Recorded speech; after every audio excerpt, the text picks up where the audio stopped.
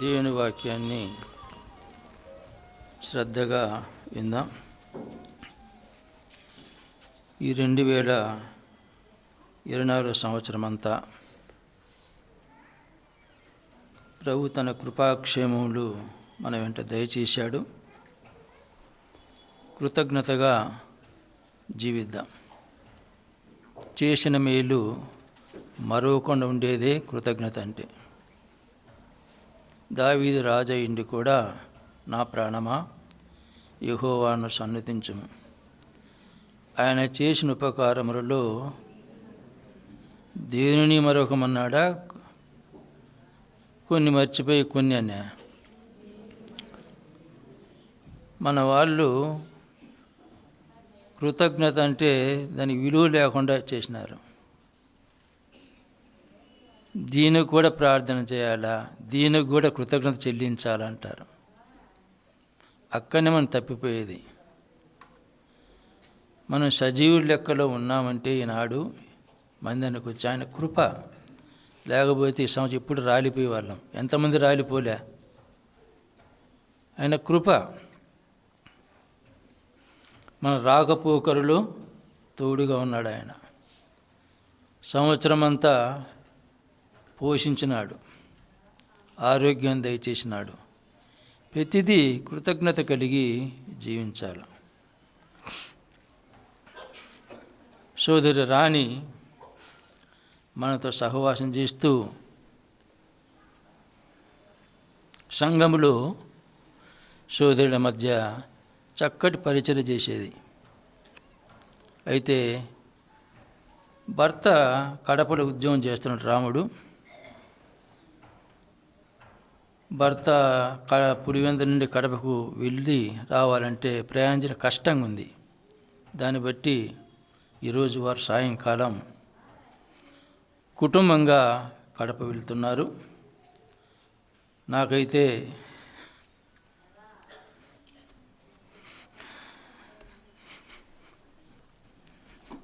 చాలా విచారంగా ఉంది.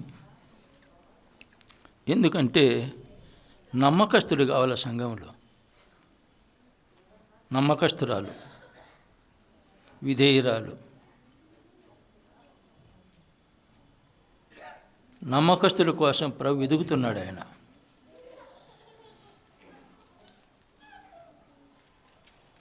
ఉన్న నమ్మకస్తురాలలో మరి సంఘానికి దూరం అవుతున్నారనేది ఒక చింత. తరువాత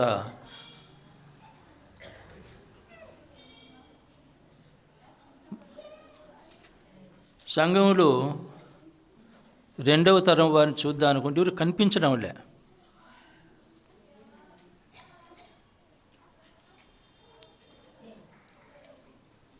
ఒక తరం వారు ఉన్నప్పుడే రెండవ తరాన్ని తయారు చేయాలి. అది సంఘ పెద్దల బాధ్యత. సోదరుళ్ళు ఎవరైనా చూద్దాం అనుకుంటే ఎవరు కనిపించడంలే. దానికోసం ప్రార్థన చేయవలసిందిగా మనం చేస్తున్నాం.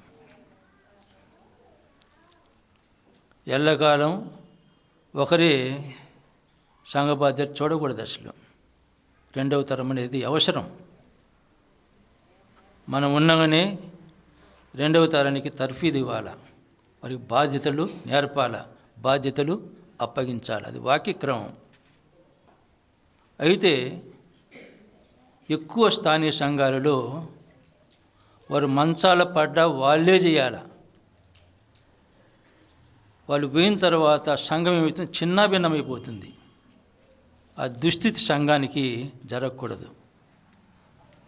ఉన్నప్పుడే ఉన్నవారికి తర్ఫీదు ఇచ్చి వాక్యములు, ప్రార్థనలు, పరిచర్యలు ప్రోత్సహించాలి. కొంతమంది ప్రోత్సహించరు, ముందుకు వచ్చే వాళ్ళను అనగదొక్కుతారు. అది వాక్యం చెప్పదు. కనుక సోదరుల్లో బాధ్యత అప్పగించడానికి ప్రభు ఎవరున్నారు ఆయన చిత్తముడు, ఆయన ఏర్పాట్లు. నమ్మకస్తులు కావాలి, విధేయులు కావాలి. చూడండి, ఇక్కడ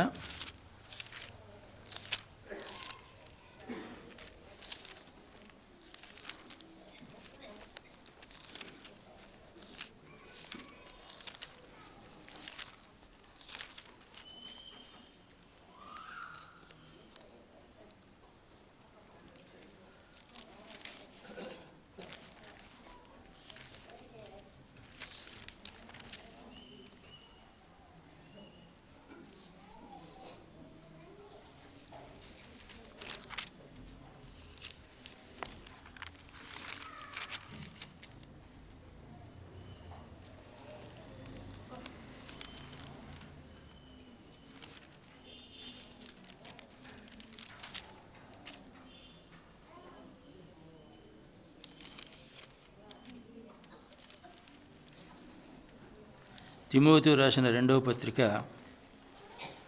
2వ అధ్యాయం 1వ వచనం నుండి చదువుతున్నాను. నా కుమారుడా, క్రీస్తు యేసునందున్న కృపచేత బలవంతుడవు కమ్ము.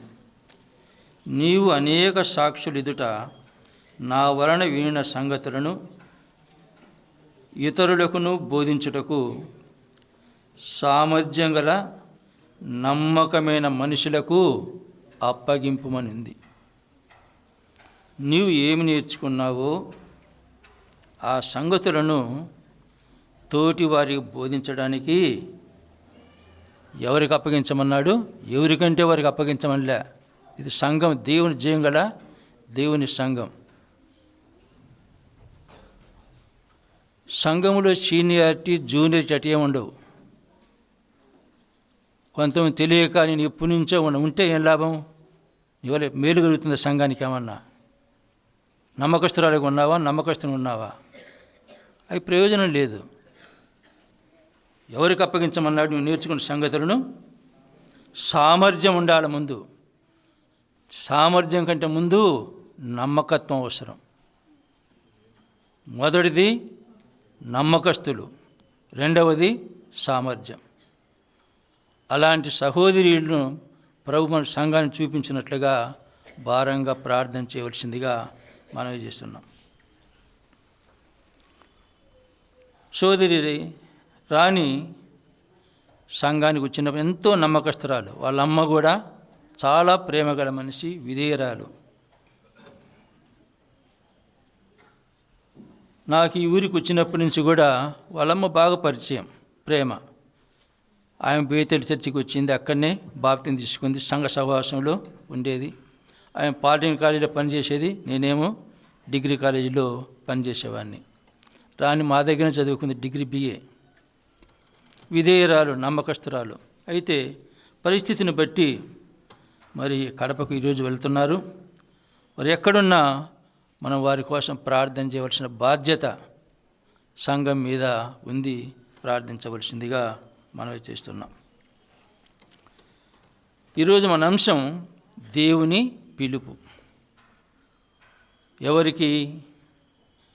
నమ్మని వారికి పిలుపు ఉంది, ప్రభు నమ్మిన మనకు కూడా పిలుపు ఉంది. దేవుని పిలుపు. యెషయా గ్రంథం 45వ అధ్యాయం 22వ వచనం. భూదిగంతముల నివాసులారా, నా వైపు చూచి రక్షణ పొందుడి. దేవుడును నేనే, మరి ఏ దేవుడును లేడు. ఎవరికి పిలుపు? కొద్దిమందికా? భూదిగంత నివాసులారా అన్నాడు. అంటే ప్రపంచములో ఉన్న ప్రజలందరికీ ఆహ్వానం. ప్రపంచములో ఉన్న ప్రజలందరికీ దేవుని యొక్క పిలుపు. ఏమని పిలుస్తున్నాడు? నా వైపు చూచి రక్షణ పొందుడి. ఎందుకంటున్నాడు ఆయన? దేవుడను నేనే. ఆయన దేవుడు కాబట్టి ఆయన నా వైపు చూచి రక్షణ పొందమంటున్నాడు. ఆయన వైపే చూడాలా. ఎందుకు? ఆయన దేవుడు. దేవుడు అంటే సృష్టికర్త. సృష్టిని మాట మహత్తు చేత కలుగజేసిన వాడు దేవుడు.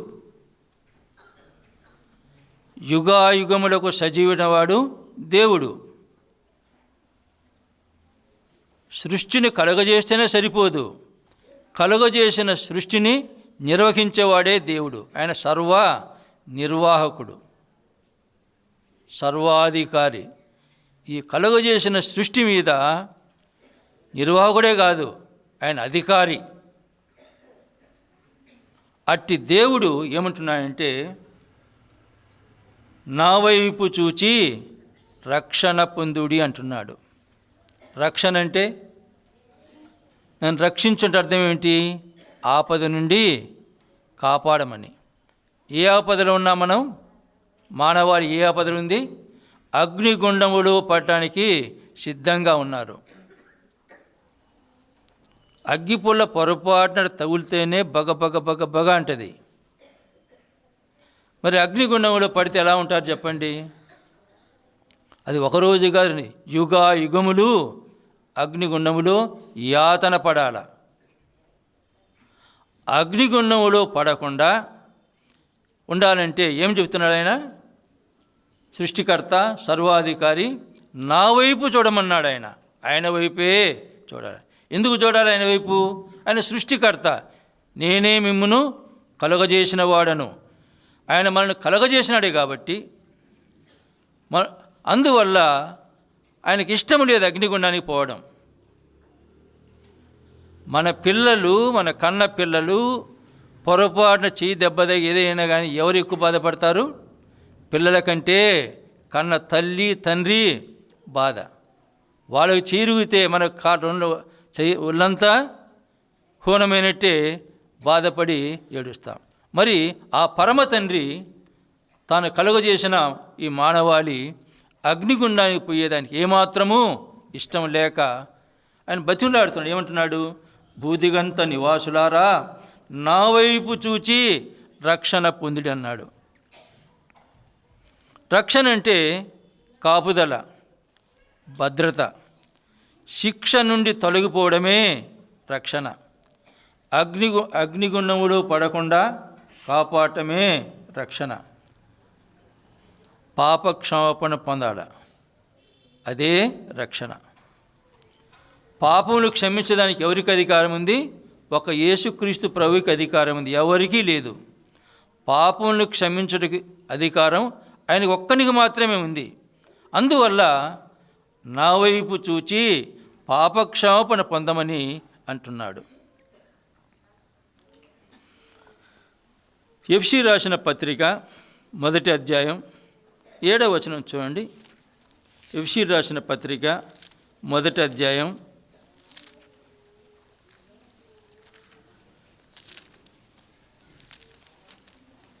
7వ వచనం.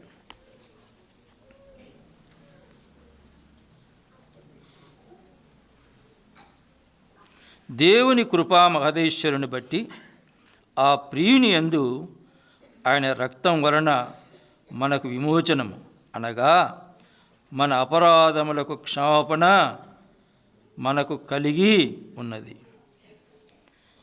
యేసుక్రీస్తు రక్తం వలనే పాపక్షమాపణ, యేసుక్రీస్తు నామమునే పాపక్షమాపణ. ఏ నామమున రక్షణ లేదు, ఆయన నామమునే రక్షణ. ఆయన నామము పరిశుద్ధమైనది, పూజింపదగినది. ఆయన నామము మహోన్నతమైనది. ఆయన నామము భూమి అంతటా ప్రభావం గలది. యేసుక్రీస్తు నామమునే రక్షణ. యేసుక్రీస్తు నామమున ప్రార్థన చేయువాడెవడో వాడే రక్షింపబడతాడు. యేసుక్రీస్తు నామమున చేసే ప్రార్థనే తండ్రి అయిన దేవుని వద్దకు చేరుతుంది. యేసుక్రీస్తు నామమున చేసే ఆరాధనే దేవుని సన్నిధికి చేరుతుంది. కాబట్టి ఆయన నామమునే రక్షణ. ఎందుకు? ఆ సర్వ సృష్టి కలుగజేసిన దేవుడే తాను కలుగజేసిన మానవాళి బొత్తిగా చెడి ఉన్నారని గ్రహించిన నీతిమంతుడు లేడు, ఒక్కడునూ లేడు. ఆయన కలుగజేసిన మానవాళిలో నీతిమంతుడే లేడు, ఆయన ఒక్కడే నీతిమంతుడు. కలుగజేసిన దేవుడే నీతిమంతుడు, కానీ కలుగజేసిన వారు నీతిమంతుడు ఒక్కడు కూడా లేడు. నీతిమంతుడు లేడు, ఒక్కడునూ లేడు. అందరూ పాపము చేసి ఉన్నారు. కొంతమంది కాదు, అందరూ పాపం చేసి ఉన్నారు. ఏ భేదమును లేదు, అందరూ పాపము చేసి ఉన్నారు. ఆ పాపానికి వచ్చి, పాపం వల్ల వచ్చే జీతం ఏంటో కూలి ఉంది. పాపం చేస్తే కూడా ఏంటది? మరణం. మరణం అంటే అగ్ని గంధకములతో మండే గుండము, నరకం. నరకంలో పడతారు. అది ఆయనకి ఏమాత్రం ఇష్టం. ఎందుకు? ఆయన ప్రేమస్వరూపి, ఆయన ప్రేమ. అందువల్ల ఆయనకి ఏమాత్రం ఇష్టం లేక దేవుడే మానవాళిని ప్రేమించి తనకున్న ఒక్కగానొక్క ప్రియకుమారుణ్ణి భూలోకానికి పంపించాడు. పాపులను రక్షించుటకు క్రీస్తు యేసు ఈ లోకమునకు వచ్చాను. ఎందుకు వచ్చాడు ప్రభు దేవాదేవుడు ఈ లోకానికంటే పాపి అయిన మానవుణ్ణి పాపం నుండి విడుదల కలిగించడానికి, పాప క్షమాపణ దయచేసేదానికే ఆ దేవాదేవుడు యేసుక్రీస్తు ప్రభువుగా ఈ లోకానికి వచ్చాడు. యోహాను రాసిన మొదటి పత్రిక 1వ అధ్యాయం చూడండి.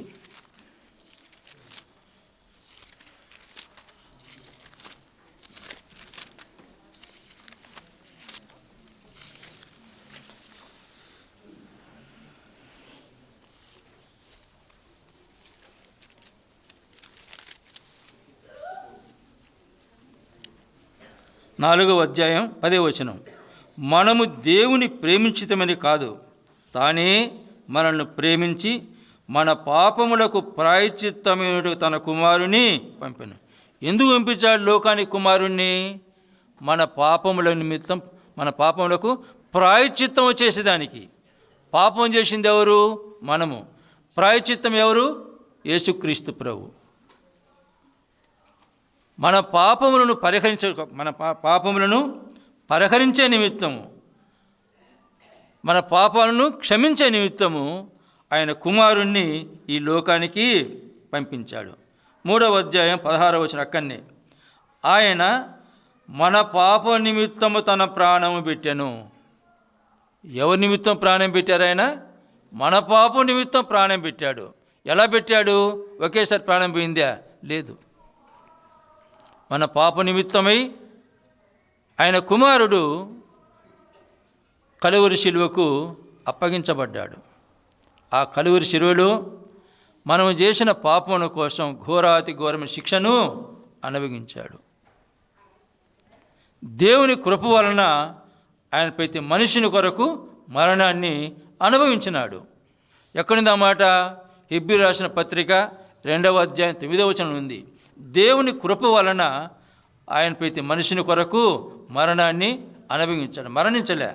మరణాన్ని అనుభవించాడు. అనుభవించిన తర్వాత ప్రాణం ఎలా పెట్టాడు? తండ్రి, నా ఆత్మను నీ చేతికి అప్పగిస్తున్నా అన్నాడు. అంతే. ఆయనే తన ప్రాణాన్ని తనే దేవుని చేతికి అప్పగించాడు.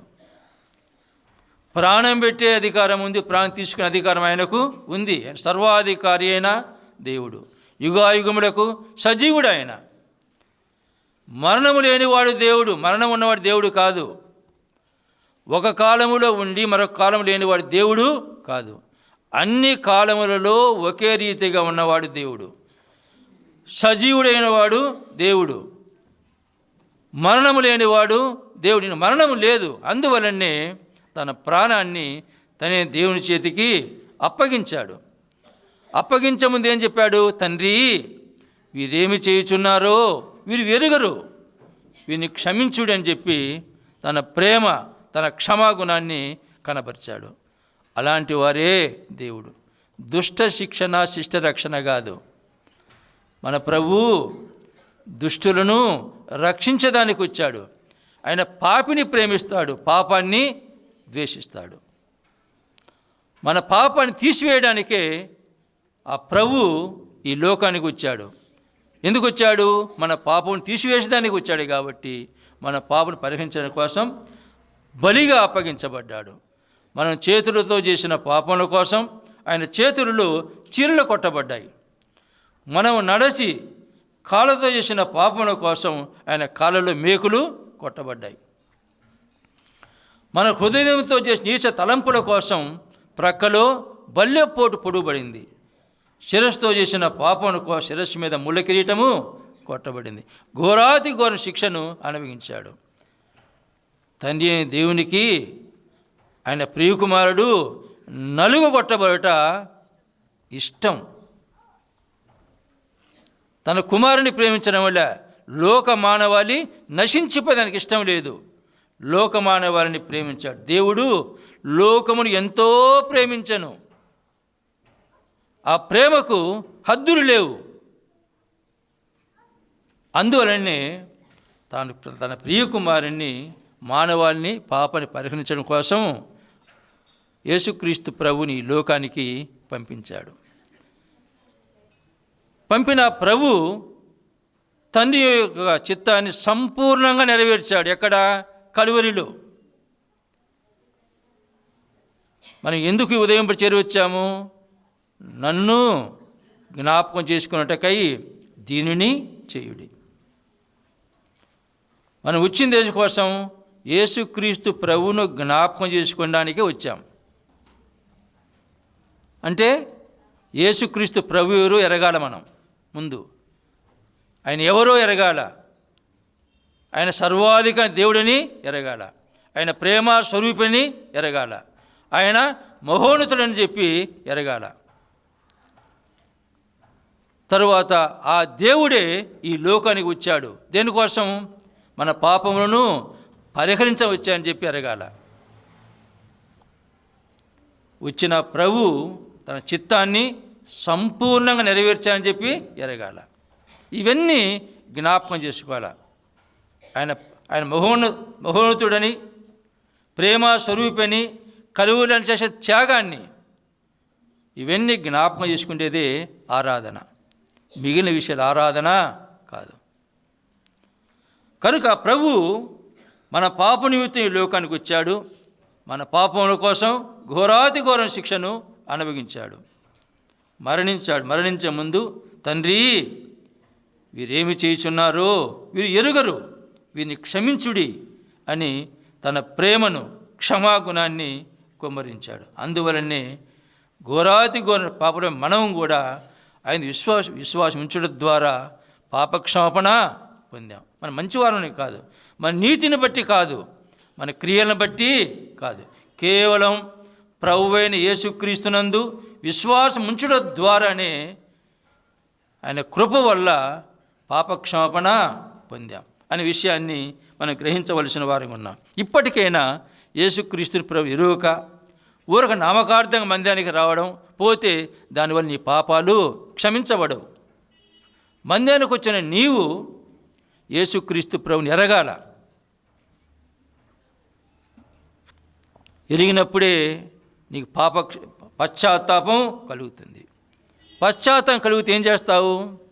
దేవా, నేను పాపిని అని గ్రహిస్తావు. నా పాపముల కోసం ఈ లోకానికి వచ్చావు, మరణించావు, సమాధి చేయబడ్డావు, తిరిగి లేచావని చెప్పి నమ్ముతున్నానంటే ఈ క్షణంలో నీ పాపాలు క్షమిస్తాడు. పాప క్షమాపణ పొందినటువంటి వారు ఇప్పటికైనా ఆయన విశ్వాసం ఉంచి పాపక్షమాపణ పొందితే పరలోక రాజ్యము చేరుస్తాడు ఆయన.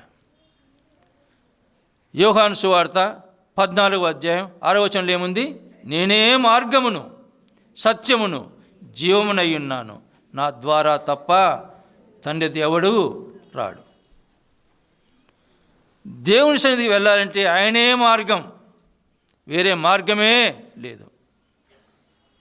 ఆయనే సత్యం, అంటే నిజమైన దేవుడు ఆయన. అదేం చెబుతాను, నేనే దేవుడని అన్నాడు. ఎందుకు చెబుతున్నాడు? సర్వ సృష్టిని కలుగజేసిన వాడు ఆయనే, జీవరాశిని కలుగజేసిన వాడు ఆయనే. కలుగజేసిన ఆయన సర్వాన్ని నిర్వహిస్తున్నాడు, అంటే సర్వ నిర్వాహకుడు. కలుగజేసిన దాన్ని నిర్వహించడం మాత్రమే కాకుండా సర్వాధికారి ఆయనే.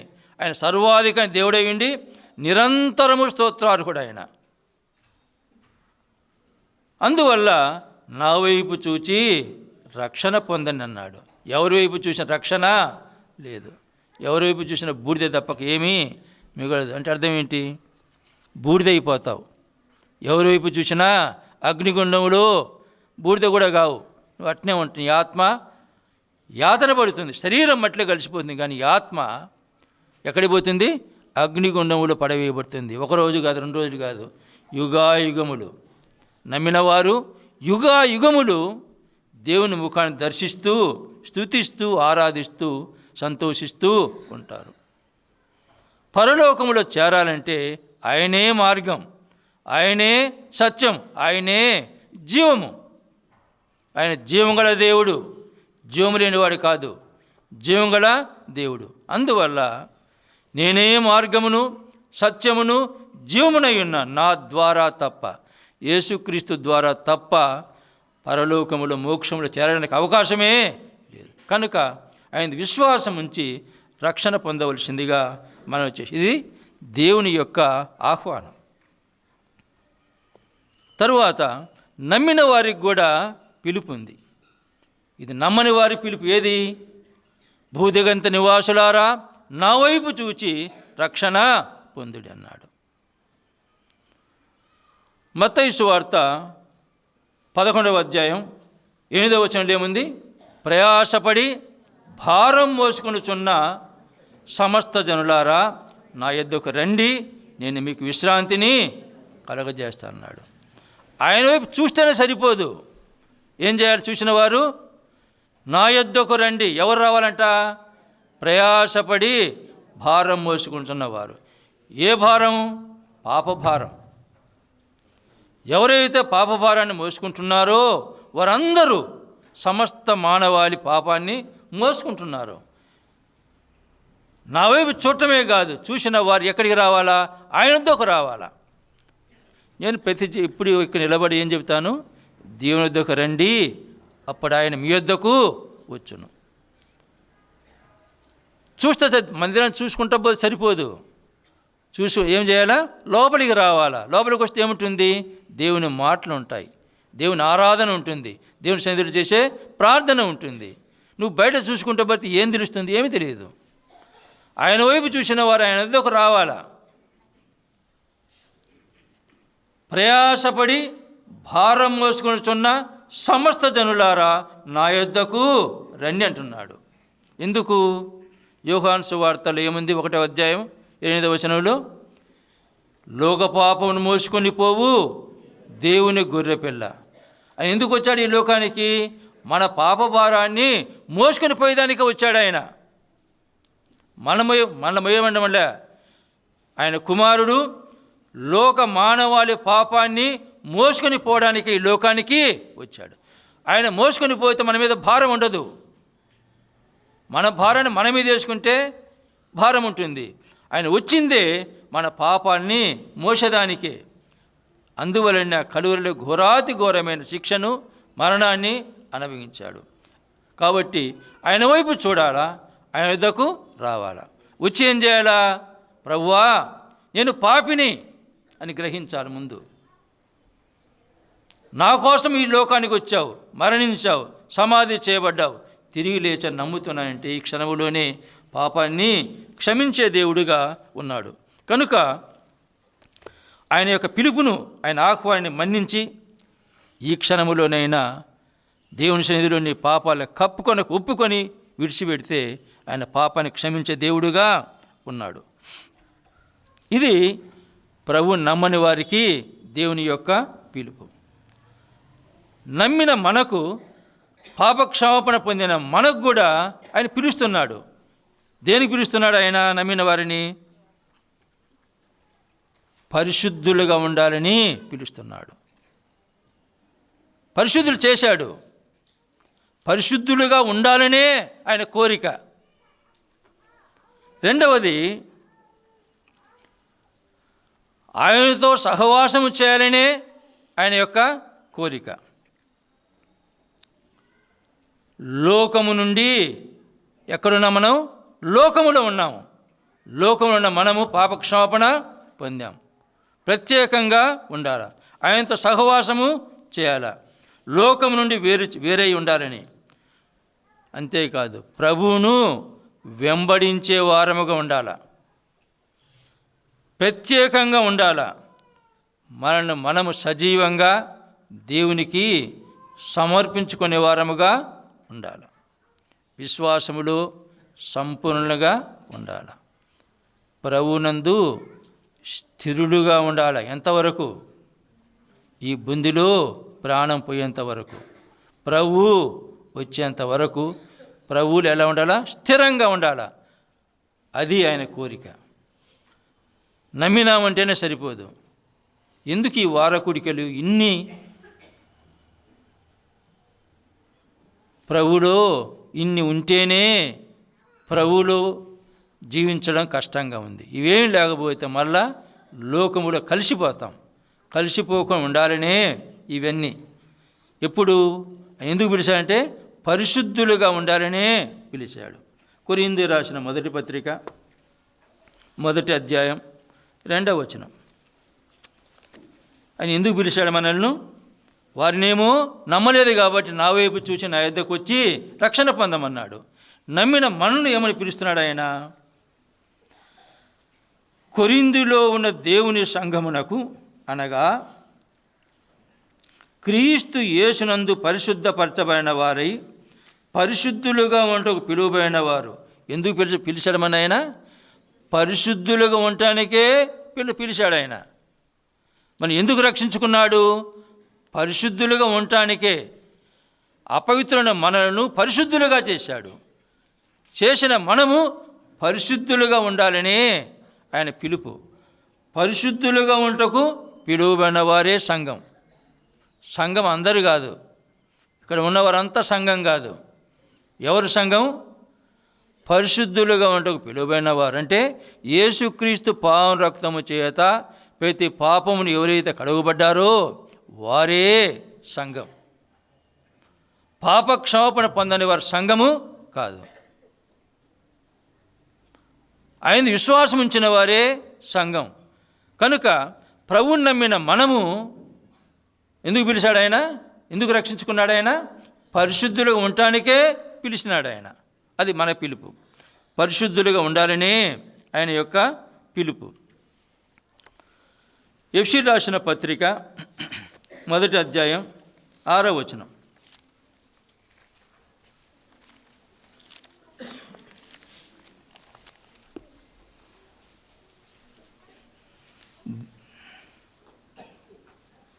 ఏడవ వచనం.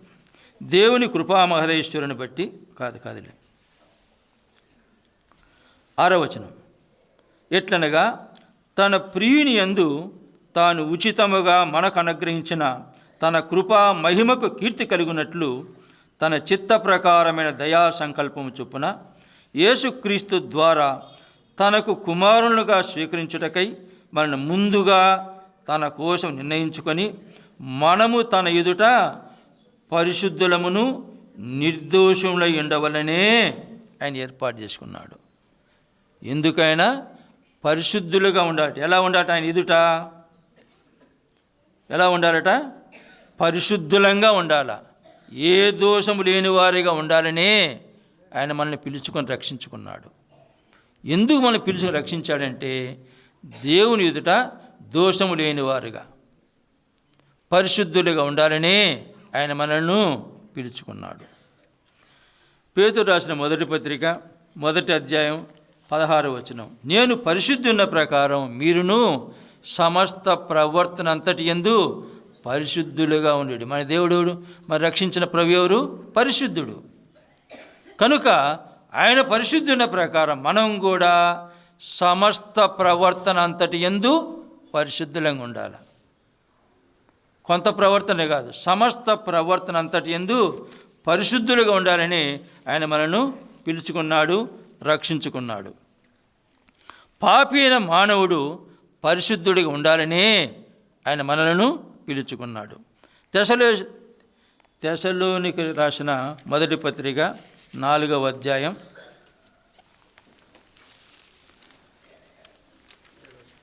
7వ వచనం. పరిశుద్ధులగుటకే దేవుడు మనల్ని పిలిచను కానీ అపవిత్రులుగా ఉండుటకు పిలువలేదు. ఎందుకు పిలిచాడు ఆయన? అపవిత్రులుగా ఉంటే అపవిత్రులు ఉన్న పిలిచినాడు. ఎప్పుడు? అపవిత్రులు ఉన్నప్పుడు. అపవిత్రులను మనల్ని ఏం చేశాడు? పవిత్రులుగా చేశాడు. అది చెబుతున్నాడు ఇక్కడ. పరిశుద్ధులగుటకే దేవుడి మిమ్మల్ని పిలిచను కానీ అపవిత్రులుగా ఉండటకు పిలువలే.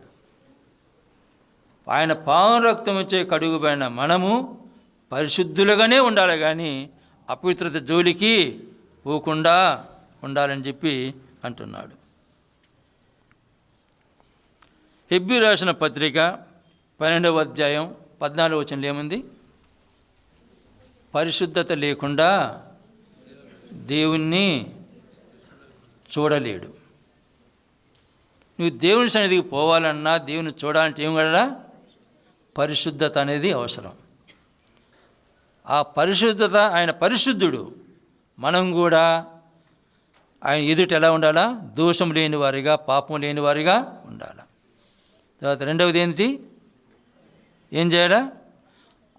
ఆయన పరిశుద్ధుడు కాబట్టి సమస్త ప్రవర్తన అంతటి మనం పరిశుద్ధులముగా ఉండాలి. అపవిత్రులను మనల్ని పరిశుద్ధులుగా చేశాడు కాబట్టి పరిశుద్ధులుగా ఉండాలని ఆయన యొక్క పిలుపు.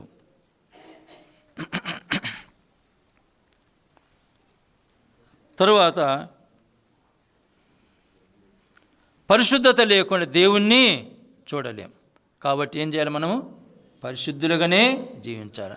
పరిశుద్ధులుగా తీర్చబడిన మనము మన జీవిత పర్యంతం పరిశుద్ధతను పోగొట్టుకోనకూడదు అనేది ఆయన పిలుపులో మొదటిది. తర్వాత రెండవ అంశం సహవాసం. ఎందుకు సహవాసం? ఆయన ఇచ్చిన పరిశుద్ధతను కాపాడుకోనాలంటే సహవాసము అవసరం. సహవాసం అంటే కలసి నివసించడం. సహవాసం అంటే కలసి నివసించడం. ఎంత? కొంతకాలం కాదు, ఈ బొందిలో ప్రాణమైనంత వరకు ఆయనతోనే కలిసి సహవాసము చేయాలి. కొరింథీయులకు రాసిన మొదటి పత్రిక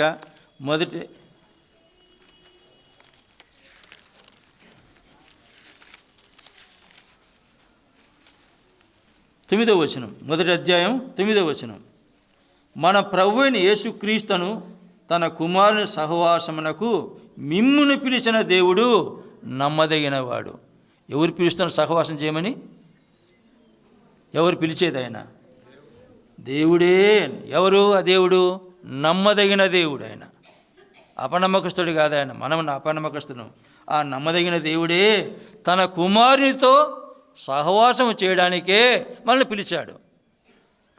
పరిశుద్ధులుగా ఉండాలని పిలిచాడు. పరిశుద్ధత లేకుంటే నన్ను చూడలేరంటున్నాడు. ఆయన ఏమంటున్నాడు? ఇంకా నమ్మదగిన దేవుడు తన కుమారుని యేసుక్రీస్తుతో సహవాసం చేయడానికే పిలిచానంటున్నాడు. ఆయన కుమారునితో సహవాసం చేయాల, ఎవరితో సహవాసము చేయకూడదు.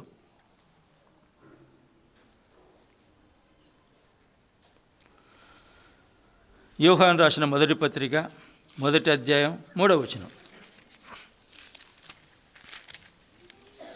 మన సహవాసమైతే తండ్రితో కూడాను ఆయన కుమారుని యేసుక్రీస్తుతో కూడాను ఉన్నది. ఆయన ఎందుకు పిలిచాడు? తన ఒక్కగానొక్క కుమారునితో సహవాసము చేయమన్నాడు. మన సహవాసం ఎలా ఉండాలట? తండ్రి అయిన దేవునితో సహవాసం ఉండాలా, కుమారుని యేసుక్రీస్తు ప్రభుతో సహవాసము ఉండాలి. తండ్రి అయిన దేవునితోనే సహవాసం చేయాలా అంటే అర్థం ఏమిటి? తండ్రి అయిన దేవునితో మనం సహవాసం చేస్తున్నామా?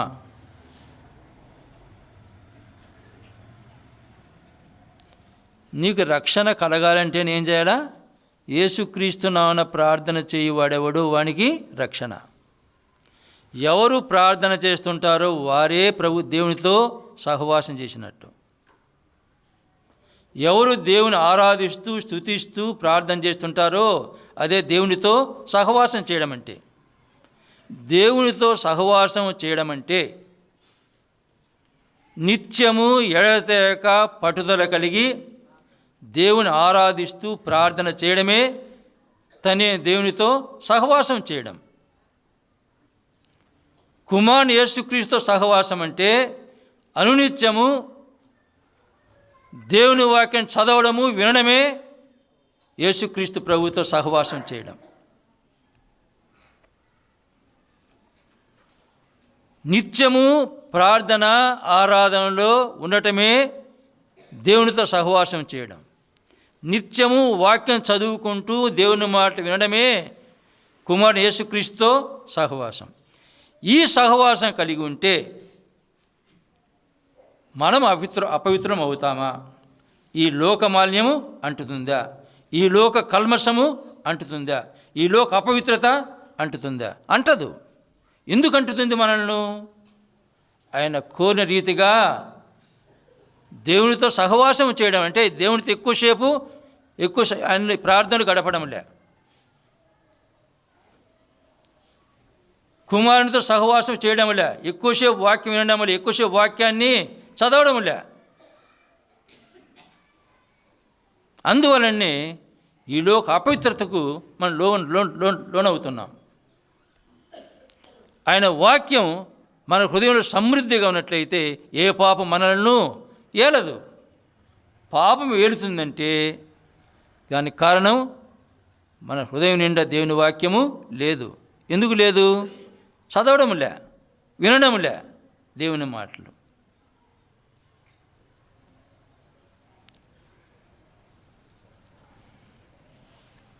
దేవుని మాటలు వినకుండా చెవిని తొలగించుకుంటే వాని ప్రార్థన ఏంటి? హేయము, అసహ్యము. దేవుని మాటలు, దేవుని వాక్యం చదవకుండా వినకుండా నువ్వెంత ముత్తుకున్నా నీ ప్రార్థన ఏంది? హేయము, అంటే అసహ్యం. నీ బతుకంత అడక తిన్నట్టు లెక్కప్పుడు రోజు వస్తాను సతాయిస్తుంటావు. వాడిని పెడతాం, భిక్షం పెడతామా? వాడిని బతికాదు 24 ఇదేనా పనిని మనం విసుకొని పెట్టాం. మనం కూడా అంతే. నా మాట వినవుగా నీ మాట ఎందుకింట? ఎన్ని రోజులు వినేది? చివరికి ఏమవుతుంది? అసహ్యమవుతుంది మన ప్రార్థన. దేవుని వాక్యం వినకుండా చెవిని తొలగించుకుంటే వాని ప్రార్థన అసహ్యం. అంతేకాదు, రాత్రి వాక్యం చెప్పి చదివినాను కానీ వివరణ ఇవ్వలే. సమూయేలు గ్రంథములో వాక్యం చదివిన వాళ్ళు ఏమి మా కోసం మానక ప్రార్థన చేయమన్నారు. సమూయేలు ఏం జవాబు చెప్పినాడు? నేను మీకోసం ప్రార్థన మానితే ఎవరికి విరోధంగా పాపం? అది దేవునికి విరోధంగా పాపం. రక్షణ పొంది సంవత్సరాలైంది. నిజంగా గుణమి చేసుకుని చెప్పండి. నీకోసమే ప్రార్థన చేసుకుంటున్నావు, నీ కుటుంబం ప్రార్థన చేస్తున్నావు, కానీ ఇంతమంది ఉంటే నువ్వు ప్రార్థన చేస్తున్నావా? చేయకపోతే ఏమవుతుంది? ఎవరికి విరోధంగా పాపం? అది దేవునికి విరోధంగా పాపం. నేను సంఘానికి పోతున్నా అన్నావు, నువ్వు సంఘానికి అది పోయేది. సంఘానికి పోతే ఏమవుతుంది? సంఘం ఒక కుటుంబం అనే భావం నీలో ఉన్నట్లయితే తోటి వారి కోసం ఏం చేస్తావు? భారంగా ప్రార్థన చేస్తావు. ఊరిగా 2 మాటలు చెప్పినది ప్రార్థన కాదు. అలాంటి ప్రార్థన పాపం. కేవలం నామకార్థంగా చేసే ప్రార్థన వల్ల పాపం మూటగట్టుకోవడమే. నీతిమంతుని విజ్ఞాపన, మన నీతిమంతులను తీర్చబడ్డాము. మన విజ్ఞాపన ఎలా ఉండాలా? మనఃపూర్వకంగా ఉండాలా. మనఃపూర్వకంగా చేయని ప్రార్థన పాపం. చేస్తున్నామా తోటివారి కోసం? ఎంతమంది ఇబ్బందులు ఉన్నారు. ఇప్పుడు విజయం ఉంది, బ్రీతింగ్ ట్రబుల్ వచ్చి తరలిపోతూ ఉంది. ప్రార్థన చేస్తున్నామా? ఊపిరి తిరగకపోతే ఎంత కష్టమో అనుభవించే తెలుస్తుంది. ఉబ్బసం వాళ్ళకు తెలుస్తుంది, ఆయాసం ఉండే వాళ్ళకు. ఎప్పుడు ప్రాణం పోతుంది వాళ్ళకి అర్థం కాదు. తరలిపోతుంది ఆమె. మనం తరలిపోతున్నామా? వస్తే ఆమెకు కదా నాకేమన్నట్టు ఉన్నాం.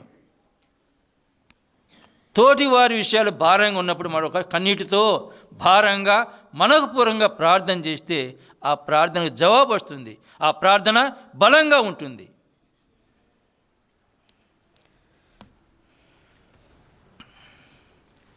కనుక మనం ఒక సంఘంగా ఉన్నాము. ఇక్కడ సహవాసం ఎవరితో చేస్తున్నాము? దేవునితో సహవాసం అంటే ప్రార్థనా జీవితం. ఎల్లప్పుడూ ప్రార్థన, విసుకక నిత్యము పట్టుదల కలిగి ఎడతెగక మెలకువతో ప్రార్థన చేయాలి. మెలకువ లేకుండా కాదు, మెలకు ఉండాలి ప్రార్థనలో. అది తండ్రి అయిన దేవునితో సహవాసం. ఎడతెగక దేవుని వాక్యాన్ని చదవాలి, వినాలి. అది కుమారుని యేసుక్రీస్తుతో సహవాసం. అందుకే ఆ నమ్మదగిన దేవుడు కుమారుని యేసుక్రీస్తుతో సహవాసం చేయడానికి మనలను పిలిచాడు. అందుకే ప్రార్థనా కూడిక, అందుకే వాక్య కూడిక. ఎందుకు బైబిల్ స్టడీ? ఎందుకు విజ్ఞాపన కూడిక? ఎందుకు ఉపవాస ప్రార్థన కూడిక? ఇన్ని ఆ తండ్రి అయిన దేవునితో సహవాసం చేయడానికే, కుమారుని యేసుక్రీస్తు ప్రభుతో సహవాసం చేయడానికే. ఊరికి ముచ్చట్ల కోసం కాదు ఇక్కడికి వచ్చేది. మనం ఆయనతో సహవాసం చేయడానికి, ఆయన వాక్యం వినడం, చదవడం, యేసుక్రీస్తు ప్రభుతో సహవాసం చేయడం, దేవుని సన్నిధిలో ప్రార్థన చేయడం, ఆరాధన చేయడం, తన దేవునితో సహవాసము చేయడం. వారితో సహవాసం ఉన్నంతకాలం మనం పరిశుద్ధులుగానే జీవిస్తాం. ఈ సహవాసములో లోపం వచ్చినప్పుడే మన కల్మషము తోస్తుంది.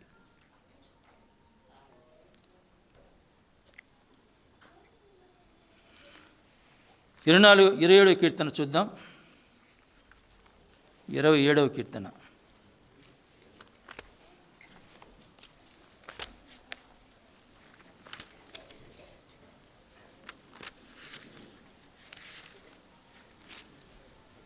దావీదు ఎవరు? రాజు, మహారాజు ఆయన. ఆ మహారాజు ఏం చెప్తున్నాడంటే 4వ వచనం, యెహోవా యొద్ద ఒక వరం అడిగి తిని దానిని నేను వెదకుచున్నాను. యెహోవా ప్రసన్నతను చూచుటకును ఆయన ఆలయములో ధ్యానించుటకును నా జీవిత కాలమంతయు నేను యెహోవా మందిరములో నివసింపగోరుచున్నాను. తన జీవిత కాలమంతా దేవుని మందిరంలోనే నివసించాలని చెప్పి దేవుని సన్నిధిలో ప్రార్థన చేస్తున్నాడు. కోరికది, ఆయన అభిలాష అది. ఎందుకు? దేవుని ప్రసన్నత చూడాలా. ప్రసన్నత ఎప్పుడు చూస్తున్నామా? దేవుని వాక్యం చదవడమే కలత కదా చదివేది ప్రసన్నత. దేవుని ప్రత్యక్షత చదవాలి, అదే ప్రసన్నత చూడటం, ఆయన ప్రత్యక్షత. వాక్యం ఎవరు? ప్రభు అయిన యేసుక్రీస్తుని చూడటం అంటే వాక్యమే. వాక్ అయిన ప్రభువును వాక్యం చదవడం ద్వారా ఆయన ప్రసన్నతను కల్లారా చూస్తాం. ధ్యానం, ప్రార్థన, తన జీవితకాలం అంతా దేవుని వాక్యం వినాలా, చదవాలా, ప్రార్థన. దానికోసమే తన జీవితకాలం అంతా మందిరంలో నివసించాలనుకుంటున్నాడు. మనం ఎందుకు వస్తున్నాం మందిరానికి? కాలక్షేపం కోసం కాదు, ఆయన ప్రసన్నత చూడటానికి, ఆయన్ను ధ్యానించడానికి. నా జీవితకాలం అంతా ఆయన ప్రసన్నతను చూడాలి, ధ్యానించాలనేది కోరిక ఉంది. మనకు ఆ కోరిక ఉండాలి. తన జీవితకాలం అంతా దావీదు రాజు ఆయన. మనకేదో ఉద్యోగం లేనంతకాలం ఏడుస్తా, నాకు ఆ ఉద్యోగం కాదు, ఈ ఉద్యోగం వచ్చిన తర్వాత నాకు తీరికే లేదంటున్నాం. అంటే కృతజ్ఞత ఉందా? నీకు ఉద్యోగం ఇచ్చింది దేవుని సన్నిధికి రాకుండా ఉండడానికే, దేవుని పని చేయకుండా ఉండడానికే. పని లేనంతగా నాకు పని ఇచ్చిన తర్వాత నాకు ఆ పనే దేవుడు. ఇచ్చిన దేవుణ్ణి గాలికి వదిలేస్తున్నారు. దావీదు రాజు, మహారాజు. ఆయన ఏమంటున్నాడు? నా జీవితకాలం అంతా దేవుని ప్రసన్నతను చూడాలా, ఆయన ఆలయంలో ధ్యానించాలా. అది ఆయన యొక్క లక్ష్యం. మనకు ఆ లక్ష్యం ఉందా? ఒక చిన్న పని ఉండకూడదు, మందిరానికి ఎగరగొడతారు. అయినా ఒక చిన్న పని మందిరానికి ఎగరగొడితే ఆ పని నెరవేరుతుందా? నెరవేరదు. మీరు అనుకుంటారు మా పని పోతేట, ఈ పని పోతేట అని. నువ్వు మందిరానికి రాకుండా ఆ పని మీద నీ మనసుంటే ఆ పని జరగదు. అనుభవం ఉందా? మాకు జరిగింది మందిరానికి రాకపోతే అని ఎవరిని చెప్పగలరా?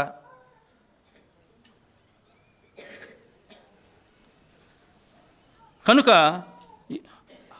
తర్వాత సామెతల గ్రంథం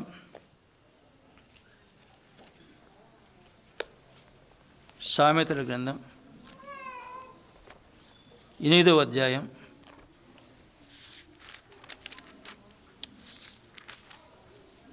32 జ్ఞాని అయిన సొలొమోను తరచి చూసి చెబుతున్నాడు. 32వ వచనం, కావున పిల్లలారా, ఎవరు? మనల్ని. పిల్లలారా, నా మాట ఆలకించుడి, నా మార్గం అనుసరించువారు ధన్యులు. ఉపదేశ నిరాకరింపక దాన్ని అవలంబించి జ్ఞానులై ఉండుడి. అనుదినము నా గడప యొద్ద కనిపెట్టుకొని నా ద్వార బంధముల యొద్ద కాచుకొని నా ఉపదేశం వినువారు ధన్యులు. అనుదినము మందిరంలో స్థలం లేకపోతే ఆ గడప యొద్దైనా కూర్చొని ఆయన ఉపదేశం వినేవారు ఎవరు?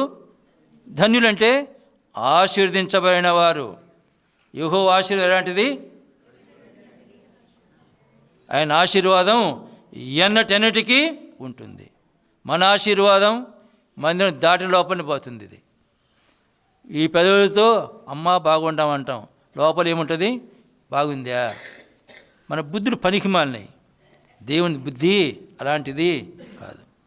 ఆయన ఆశీర్వాదం ఎనటెనటికి ఉంటుంది. నీ కష్టార్జితం చేత నీవేమి ఐశ్వర్యంతుడవు కాలేవు. నువ్వు కష్టం చేయాలంటే ఆరోగ్యం ఇస్తే కదా నువ్వు కష్టం చేసేది, జ్ఞానం ఇస్తే కదా నువ్వు పని చేసేది. ఇచ్చేది ఎవరు? ఆయన. నీ స్వశక్తి మీద ఆధారపడితే నీకు ఆశీర్వాదం రాదు. ఆయన మీద ఆధారపడితే, ఆయన ఆశ్రయిస్తే నీవే నాకంటే అప్పుడు ఆశీర్వాదాన్ని పొందుకుంటాం. కాబట్టి అనుదినం ఆయన గడప యొద్ద కనిపెట్టుకొని, ఆయన ద్వారబంధం యొద్ద కాచుకొని, నా ఉపదేశం వినువారు ధన్యులు.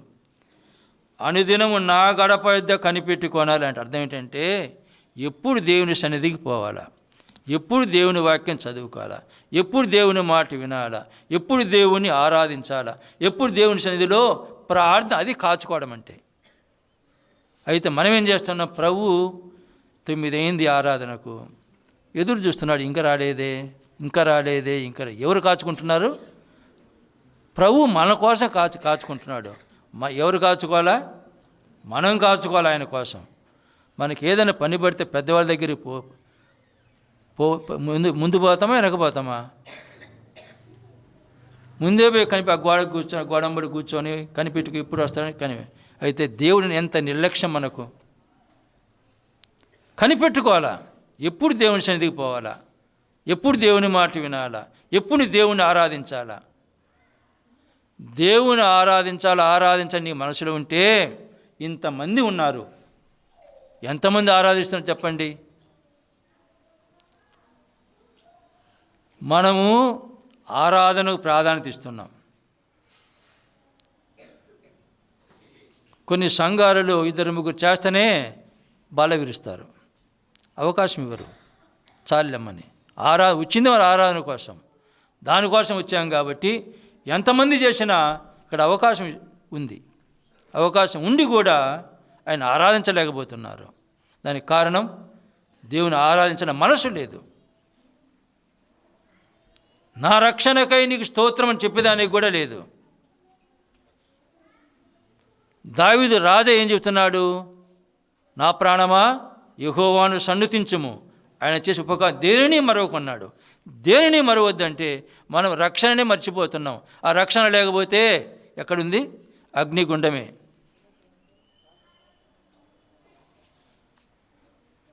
కనుక ఆయన గడప యొద్ద కనిపెట్టుకోవాలా, ఎప్పుడు దేవుని సన్నిధికి పోవాలా, ఎప్పుడు ఎప్పుడు ఎప్పుడు అనేది మన మనసులో ఉంటే టయానికి ముందే రావాలా. 9 రావడం కాదు, ముందు వచ్చి మనం కనిపెట్టుకోవాలి. ఆయన కనిపెట్టుకోవడం కాదు. ఆయన ఏ సింహాసనం మీద ఆసీనుడై ఉన్నాడు? ఆయన స్తుతుల సింహాసనం మీద ఆసీనుడై ఉన్నాడు. స్తుతులే లేవు, ఏం కూర్చుంటాడు? కింద కూర్చుంటాడు ఆయన మన మాదిరి. స్తుతి ఉంటే కదా కూర్చుండేది. ఆ భయం ఉందా?